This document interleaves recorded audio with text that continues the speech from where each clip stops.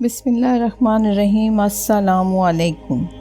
آبدہ اور زاہدہ اور افت مآب حضرت مریم علیہ السلام خلوت گتہ میں مشغول عبادت رہتی اور ضروری حاجات کے علاوہ کبھی اس سے باہر نہیں نکلتی تھیں۔ ایک مرتبہ مسجد اقصیٰ کے مشرق کی جانب لوگوں کی نگاہوں سے دور ایک گوشے میں تنا بیٹھی تھیں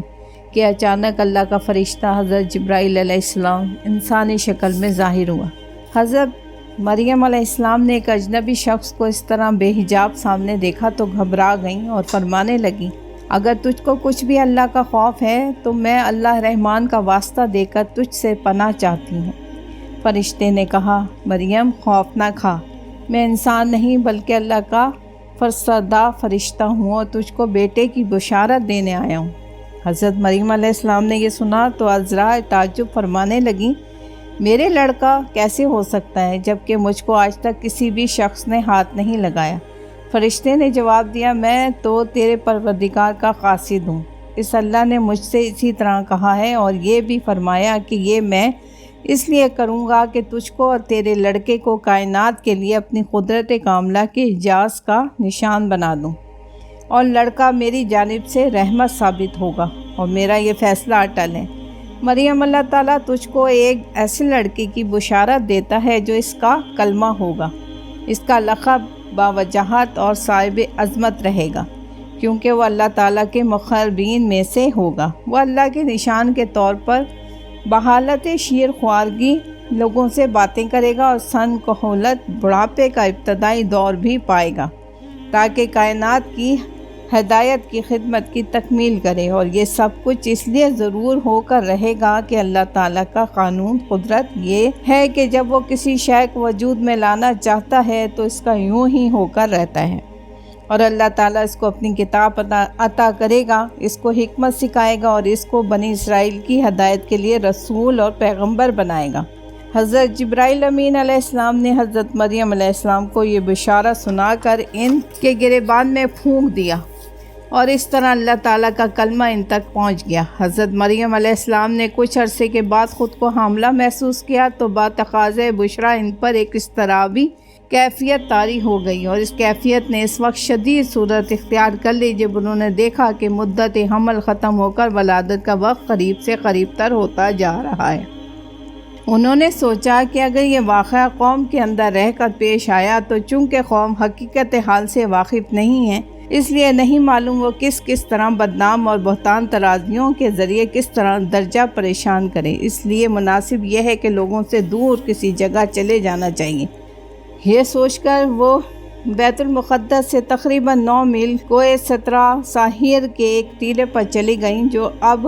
بیت الحلم کے نام سے مشہور ہے۔ یہاں پہنچ کر چند روز بعد درد زا شروع ہوا تو تکلیف و اضطراب کی حالت میں کھجور کے درخت کے تنے کے نیچے سہارے بیٹھ گئیں اور پیش آنے والے نازک حالات کا اندازہ کر کے انتہائی پریشانی کی حالت میں کہنے لگیں،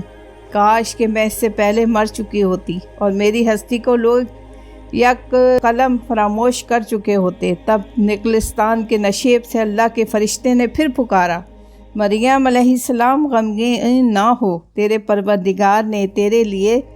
نہر جاری کر دی ہے، اور کھجور کا تنا پکڑ کر اپنی جانب ہلا تو پکے اور تازہ گوشے تجھ پر گرنے لگیں گے، تو کھا پی اور اپنے بچے کے نظارے سے آنکھیں ٹھنڈی کر اور رنج و غم کو بھول جا۔ حضرت مریم علیہ السلام پر تنہائی، تکلیف اور نزاکت حال سے جو خوف طاری اور اضطراب پیدا ہو گیا تھا، فرشتے کی تسلی آمیز پکار اور حضرت عیسیٰ علیہ السلام جیسے برگزیدہ بچے کے نظارے سے کافور ہو گیا، اور حضرت عیسیٰ علیہ السلام کو دیکھ کر شاد کام ہونے لگیں۔ تاہم یہ خیال پہلو میں ہر وقت کانٹے کی طرح کھٹکتا رہتا تھا کہ اگرچہ خاندان اور قوم میری عظمت و پاک دامنی سے ناشنا نہیں ہیں، پھر بھی ان کی اس حیرت کو کس طرح مٹایا جا سکے گا کہ بن باپ کے کس طرح ماں کے پیٹ میں بچہ پیدا ہو سکتا ہے، مگر جس اللہ برتر نے ان کو یہ بزرگی اور برتری بخشی وہ کب ان کو اس کرب و بے چینی میں مبتلا رہنے دیتا۔ اس لیے اس نے فرشتے کے ذریعے حضرت مریم علیہ السلام کے پاس پھر یہ پیغام بھیجا کہ جب تو اپنی قوم میں پہنچے اور وہ تجھ سے اس معاملے کے متعلق سوالات کرے تو خود جواب نہ دینا، بلکہ اشارے سے ان کو بتانا کہ میں روزے دار ہوں اور اس لیے آج کسی سے بات نہیں کر سکتی۔ تم کو جو کچھ دریافت کرنا ہے اس بچے سے دریافت کر لو، تب تیرا پروردگار اپنی قدرت کاملہ کا نشان ظاہر کر کے ان کی حیرت کو دور اور ان کے قلوب کو مطمئن کر دے گا۔ حضرت مریم علیہ السلام وحی الہی کے ان پیغامات پر مطمئن ہو کر بچے کو گود میں لیے بیت المقدس کو روانہ ہوئیں۔ جب شہر میں پہنچی اور لوگوں نے اس حالت میں دیکھا تو چار جانب سے ان کو گھیر لیا اور کہنے لگے، مریم یہ کیا؟ تو نے تو بہت ہی عجیب بات کر دکھائی اور باہری تہمت کا کام کر لیا۔ اے حضرت ہارون کی بہن،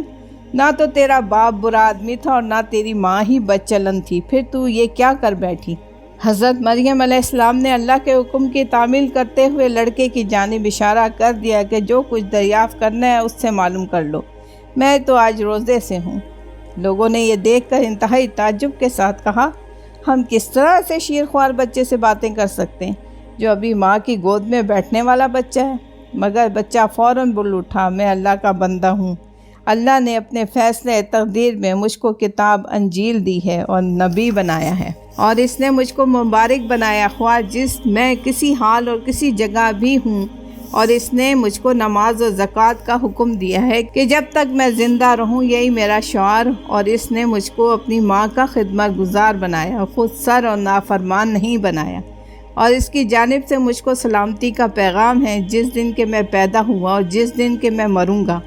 اور جس دن کہ پھر زندہ اٹھایا جاؤں گا۔ قوم نے ایک شیرخوار بچے کی زبان سے جب یہ حکیمانہ کلام سنا تو حیرت میں رہ گئی، اور اس کو یقین ہو گیا کہ حضرت مریم علیہ السلام کا دامن بلا شبہ ہر قسم کی برائی سے پاک ہے، اور اس بچے کی پیدائش کا معاملہ یقیناً اللہ ایک کی جانب ایک نشان ہے۔ یہ خبر ایسی نہیں تھی کہ پوشیدہ رہ جاتی، قریب اور بعید سب جگہ اس حیرت زدہ واقعے اور حضرت عیسیٰ علیہ السلام کی معجزانہ ولادت کے چرچے ہونے لگے۔ طبعی انسانی نے اس مقدس ہستی کے متعلق شروع ہی سے مختلف کروٹیں بدلنی شروع کر دیں۔ اصحاب خیر نے اس کے وجود کو اگر امن و سعادت کا مہتاب سمجھا تو اصحاب شر نے اس کو ہستی کو اپنے لیے فعال بد جانا، اور بغض و حسد کے شعلوں نے اندر ہی اندر ان کی فطری استطاعت کو دکھانا شروع کر دیا۔ غرض اسی متضاد فضا کے اندر اللہ تعالیٰ اپنی نگرانی میں اس مقدس بچے کی تربیت اور حفاظت کرتا رہا تاکہ اس کے ہاتھوں بنی اسرائیل کے مردہ قلوب کو حیات تازہ بخشے اور ان کی روحانیت کے شجر خشک کو ایک مرتبہ پھر بارآور اور مثمر بنائے۔ جب حضرت عیسیٰ علیہ السلام کی ولادت ہوئی تو اسی شب میں فارس کے بادشاہ نے آسمان پر ایک نیا ستارہ روشن دیکھا۔ بادشاہ نے درباری نجومیوں سے اس کے متعلق دریافت کیا تو انہوں نے بتایا کہ اس ستارے کا طلوع کسی عظیم الشان ہستی کی پیدائش کی خبر دیتا ہے جو ملک شام میں پیدا ہوئی ہے۔ تب بادشاہ نے خوشبوؤں کے عمدہ تحفے دے کر ایک وفد کو ملک شام روانہ کیا کہ وہ اس بچے کی ولادت سے متعلق حالات و واقعات معلوم کریں۔ وفد جب شام پہنچا تو اس نے تفتیش حال شروع کی اور یہودیوں سے کہا کہ ہم کو اس بچے کی ولادت کا حال سناؤ جو مستقبل قریب میں روحانیت کا بادشاہ ثابت ہوگا۔ یہود نے اہل فارس کی زبان سے یہ کلمات سنے تو اپنے بادشاہ ہیرودیس کو خبر کی۔ بادشاہ نے وفد کو دربار میں بلا کر حسب حال کیا اور ان کی زبانی واقعے کو سن کر بہت گھبرایا۔ پھر وفد کو اجازت دی کہ وہ اس بچے کے متعلق مزید معلومات حاصل کریں۔ پارسیوں کا یہ وفد بیت المقدس پہنچا اور جب حضرت یوسیٰ علیہ السلام کو دیکھا تو اپنے رسم و رواج کے مطابق اول ان کو سجدہ تعظیم کیا اور پھر مختلف قسم کی خوشبوئیں ان پر نثار کیں اور چند روز وہیں قیام کیا۔ دوران قیام میں وفد کے بعض آدمیوں نے خواب میں دیکھا کہ ہیرودیس اس بچے کا دشمن ثابت ہوگا، اس لیے تم اب اس کے پاس نہ جاؤ اور بیت الحلم سے سیدھے فارس کو چلے جاؤ۔ صبح کو وفد نے فارس کا ارادہ کرتے وقت حضرت مریم علیہ السلام کو اپنا خواب سناتے ہوئے کہا کہ ایسا معلوم ہوتا ہے کہ یہودیہ کے بادشاہ ہیرودیس کی نیت خراب ہے اور وہ اس مقدس بچے کا دشمن ہے، اس لیے بہتر یہ ہے کہ آپ اس کو ایسی جگہ لے جا کر رہو جو اس کی دسترس سے باہر ہو۔ اس مشورے کے بعد حضرت مریم علیہ السلام حضرت عیسیٰ علیہ السلام کو اپنے بعض عزیزوں کے پاس مصر لے گئیں اور وہاں سے ناصرہ چلی گئیں۔ اور جب حضرت عیسیٰ علیہ السلام کی عمر مبارک 13 سال کی ہوئی تو ان کو ساتھ لے کر دوبارہ بیت المقدس واپس آئیں۔ یہی روایت یہ بھی ظاہر کرتی ہے کہ حضرت عیسیٰ علیہ السلام کے بچپن کے حالات زندگی غیر معمولی تھے اور ان سے طرح طرح کے کرامات کا صدور ہوتا رہتا تھا۔ جزاک اللہ۔